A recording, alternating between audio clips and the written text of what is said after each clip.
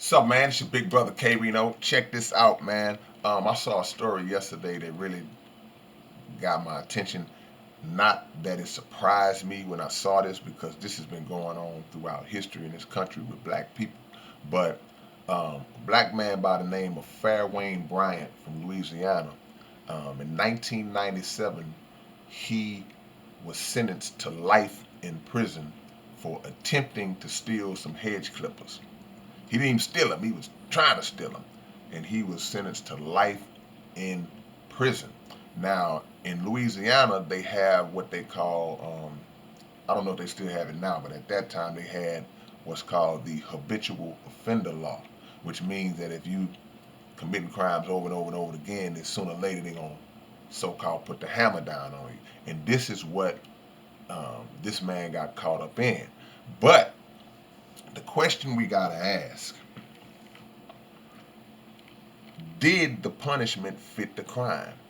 He was given that sentence for trying to steal some hedge clippers, like I said earlier. But if you want to lump in his priors, you got burglary, you got possession of some stolen goods, and you have an assault. So only one physically violent situation that wasn't even close to being murderous or anything of that nature, and two other situations that were connected to him stealing to feed his drug addiction, because he has a drug addiction. Well, he had a drug addiction at that time. So to get life in prison, we got to ask ourselves, was that fair? Despite whatever else you may say about his drug problem or his prior, did the punishment fit the crime? See, that same habitual offender law that's in Louisiana, 79% of the people who get convicted under that law are black people. So now the systemic part starts to creep in, like, wait a minute, how is it that black people are being hit by this law at almost 80%? And again, representing only a small percentage of the population. So people will say, well, oh, that's what he get, that's what he get. Look, we can go through, not history, we can go through history, but we can go through recent history if you want to play the that's what he get game, and see other scenarios that did not involve black people that were worse crimes committed, and people received very minimal punishment, or in my opinion, no punishment at all. That was a man, this was in October of this year, that was given probation and 45 days work release for rape.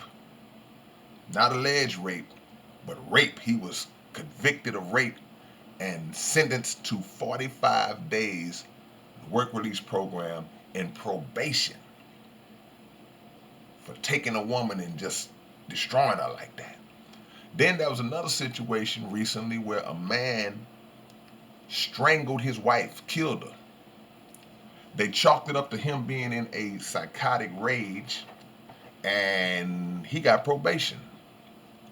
Now, in the case of Fairwayne Bryant, nobody addressed his drug problem, but the psychotic rage was addressed, and therefore it was taken into account, into consideration. And this man takes a woman's life, and good old slap on the wrist. So there's a disparity in the way these things are handled. The Louisiana State Supreme Court, they didn't even want to review his case back then, because somebody brought it to him, I guess, in the appeal, and they were like, hey man, is this fair? Don't y'all think this kind of extreme? And they didn't even want to review it. Life in prison, it is what it is. 24 years later, 23, 24 years later, he gets paroled recently. Just got out. Just got the parole board showed him some love and let him out. So he's free now. But he's lost 23, 24 years of his life. He was 39 years old when he went in. Now he's 63 for trying to steal some hedge clippers. You telling me that that's fair? You telling me that it's not something wrong with that at the root? You telling me that that's not targeted? And his time in prison cost the taxpayers $500,000. So at the very least, the citizens should be like, man, look, y'all need to stop doing this because it's taking money out of the regular citizen's pocket. Is that fair treatment? Where was his opportunity to receive rehabilitation? Where was his opportunity to do that? Why is it so easy for the judges and those in charge of making those kind of life decisions? Why is it so easy for them to just toss away the life of a black person like that?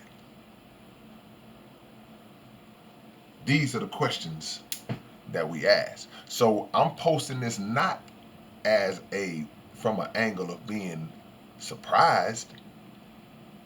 I'm posting it just to kind of keep the remembrance up. You know how they say never forget any of the tragic events that happen in this country? We got to never forget the terrible things that happened to us, because a lot of these individual stories, this story just happened to be made public, but a lot of the stories are not public. And there are people locked up, black folks locked up in prison right now who either didn't do it or they did it, but man, you gonna give me all that time? The punishment don't fit the crime. So y'all tell me what y'all think about that. Please leave your comments below. Please subscribe to the channel. And I'll see y'all when I see y'all. Peace.